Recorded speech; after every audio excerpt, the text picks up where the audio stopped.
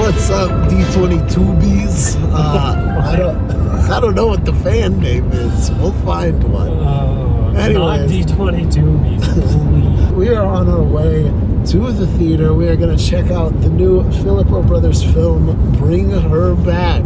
Bring Her Back, meaning a great review. We're going to bring you back a great review once we've seen this bad boy. Wow. Yeah, we are stoked. Stoked to get spooked on a Monday. We are so stoked, in fact, that we watched Talk to Me and did a commentary track that you're able to go check out. Yep. We did a very fun commentary track that you can listen to in full on patreon.com/District22 Studios. Listen.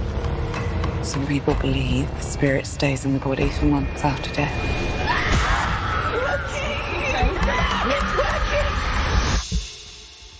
We can bring her back.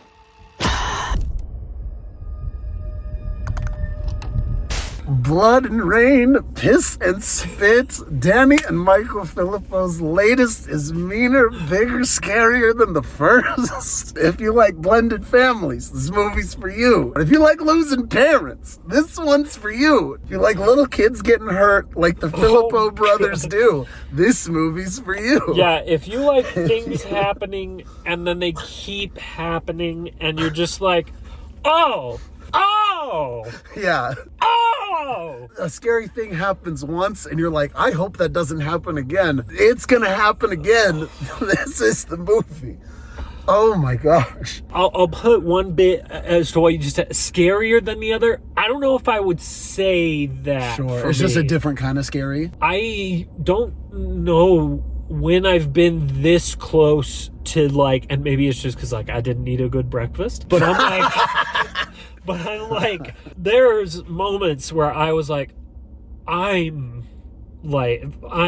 stomach is unwell. Shoot, dude. You know what I mean? Were you getting close to that? My stomach wasn't crazy, but I haven't shivered this hard in a horror movie, I think, in a minute. Truly, there was one bit, my arms were like this, and I couldn't chill out, and then time passed, and we were in a regular calm scene, and I thought back to that shit and started shivering again. And that was the first really big threshold of something awful.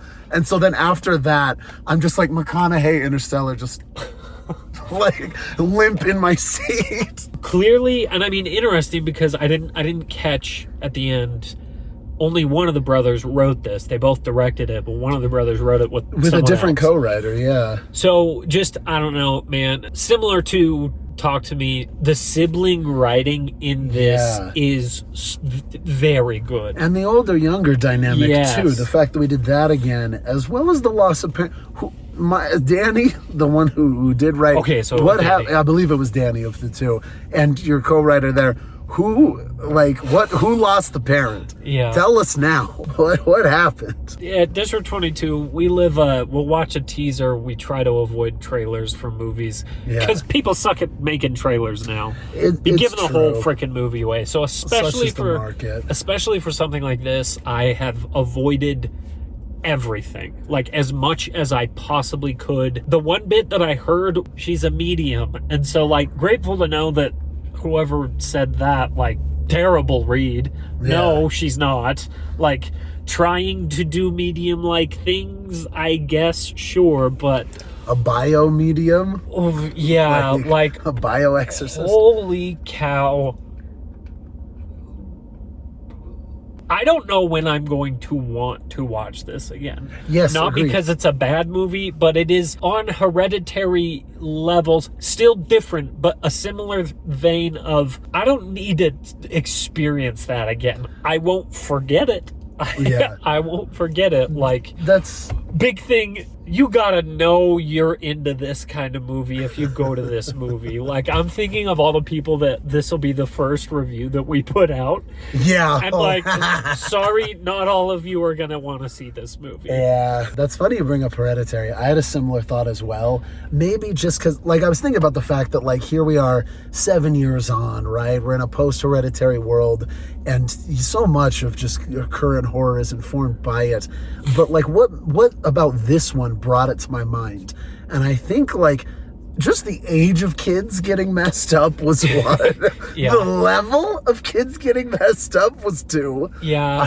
I think... Yeah, just shaking for three. I don't know. Yeah, well, and similar with, because it happened in Talk to Me, but in this, just like the horror of something happening to someone that you're like in charge of, as if you've babysat ever, if you've parented ever, if you've been in charge of another person's well-being ever. Just, oh, yeah. Woof. Wow. Yeah. I'm surprised I'm not upset, but just like the whole VHS tape, watching back like these rituals and like how to do them. I was expecting that to be a lot more of a like component. Yeah. Well, I'm not mad that it wasn't. I think it was used really well. Agreed. Well, so here's the thing. I saw the second half of the trailer once because I showed up late to a movie. Gotcha. And then the second time, I think I did see the trailer all the way through once in the theater, and I don't remember it, or I think I was on my phone. Like, I was purposely avoiding it because I was like, I know I'm going to see this movie. Yeah. But wasn't the like found footage, like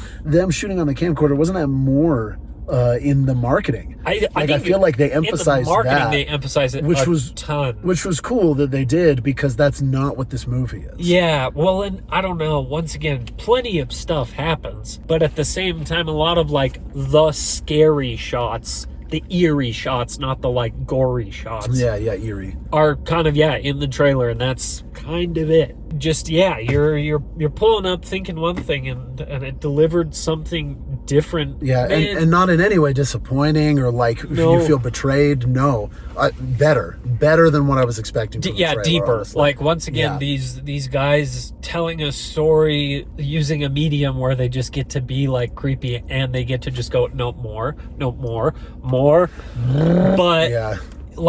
trauma, talking about grief, dealing with grief, how long we let our grief affect only us, and then when does it start affecting others, and choosing to let it do so, choosing to not,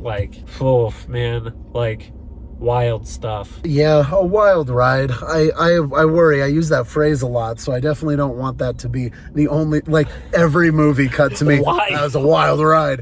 But yeah, it's a ride. This one's something. Yeah, like you say, not as big a component, the camcorder stuff, but still another movie where it's like the capturing of images and the horror through capturing images, something that these brothers are clearly preoccupied with.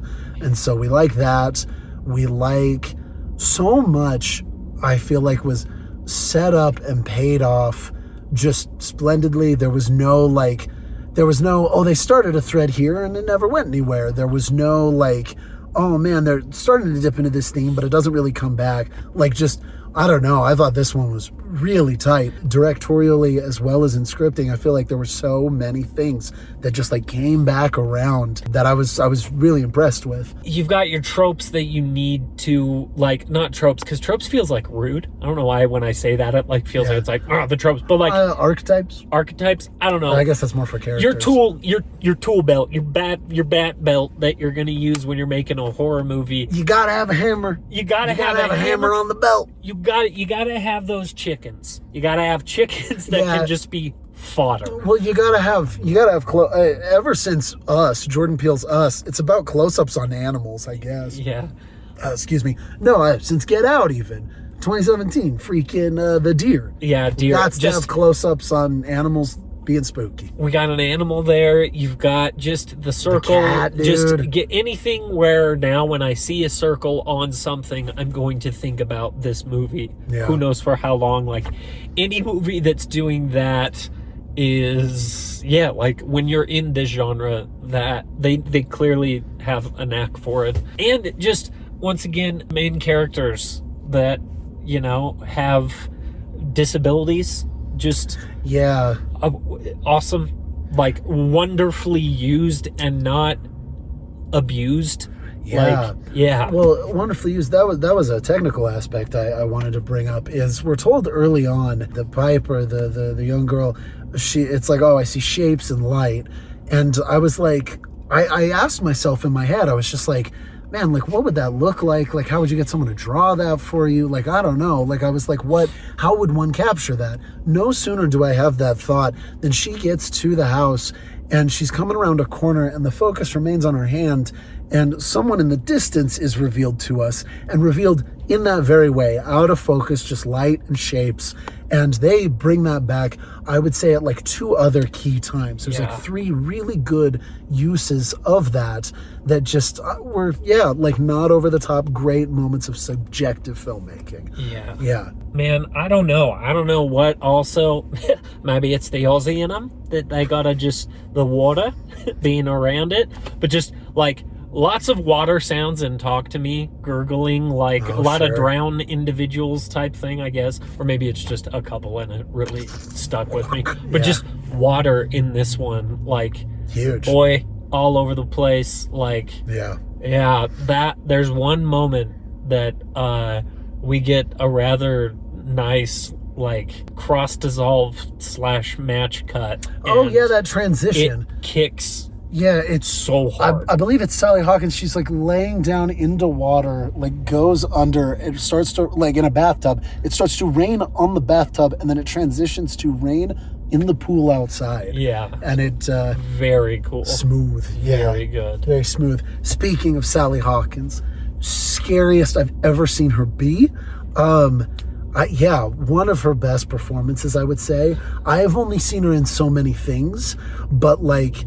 I don't know. For me, I mean, obviously Shape of Water, but I'm thinking of like Blue Jasmine and this. Really just like, what an example of her range. I'm a big fan. She's awesome. And she's terrifying in this. And you hate her. Well, and it's a different flavor of terrifying as well. Yes.